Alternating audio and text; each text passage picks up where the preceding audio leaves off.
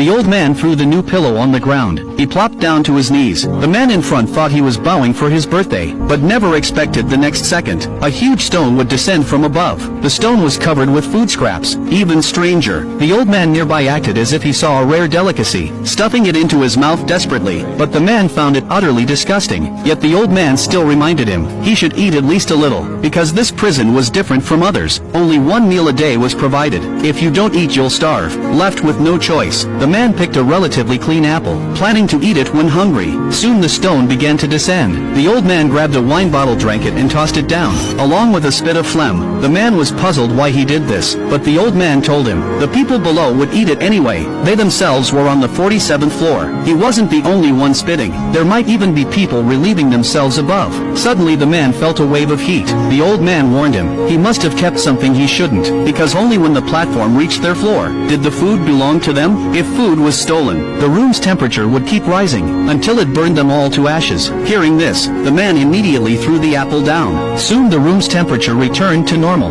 The next day, the platform arrived at the 48th floor as scheduled, and unsurprisingly, today's food was again ruined and messy. The old man knelt before the platform as usual, devouring the food ravenously. After finishing, he even urinated on the prisoners below. Seeing this, the man was completely shocked. Yes, and it is on us.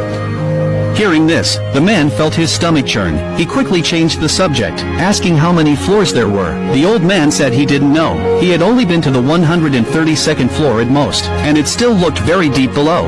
Give me a rough idea, that's all. I don't know. The man was deeply confused. Looking at the old man, he didn't seem starved, but the old man pulled out a knife. Turns out he had other methods. For 3 days the man still ate nothing, until he finally couldn't hold on. Carefully picking up a piece of green bean, tasting it cautiously in his mouth, the dopamine from the food drove him wild. Gradually the man adapted. He began imitating the old man, wasting food without care, eating his favorite dishes until he vomited. But one day, a disheveled woman descended on the platform. The man rushed to ask what happened, but the woman was wary. The old man warned him not to meddle. She was a madwoman, coming down every month to search for her child. Soon the stone descended again, but 2 lustful men on the 49th floor dragged her away upon seeing her. The man shouted desperately, trying to stop them, even wanting to go down and help, but each floor was 6 meters high. Jumping would mean death or disability. Soon after, the woman climbed back onto the stone, but the 2 men never reappeared. Then the man realized the horror of this prison. He began relying on the old man, adapting to the brutal environment together, but soon the old man taught him a harsh lesson.